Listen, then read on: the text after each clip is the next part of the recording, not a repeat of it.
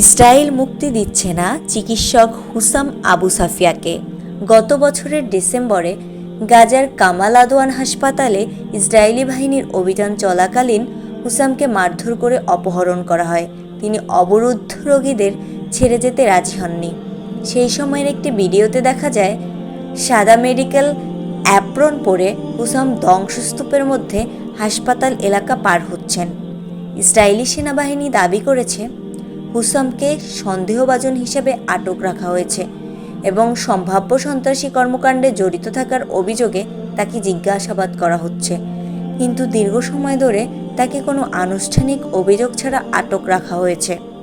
আইনজীবী গাইদ গানেম কাসেম জানিয়েছেন, হুসামের ওজন গ্রেপ্তারের সময় 100 কেজি ছিল, কিন্তু বর্তমানে তার ওজন মাত্র 60 কেজির বেশি নয়।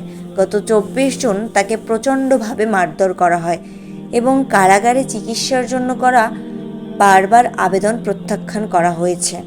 তিনি এখন অনিয়মিত হৃদস্পন্দন এবং দুর্বল স্বাস্থ্যের সঙ্গে জীবনযাপন করছেন।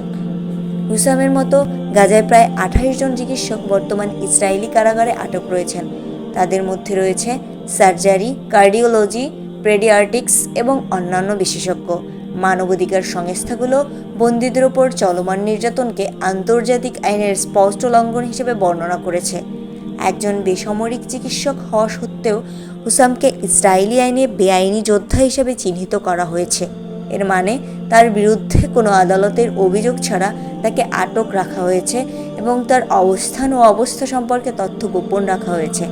মানবাধিকার সংস্থাগুলো বলেছে, চিকিৎসকদের নিরাপত্তা নিশ্চিত করা এবং মানবিক অধিকার রক্ষা করা বিশ্ব সম্প্রদায়ের কাছে এখন এক জরুরি দাবি। যদিও যুদ্ধবিরতি চুক্তি হয়েছে, হুসামের মুক্তি এখনও কার্যকর হয়নি।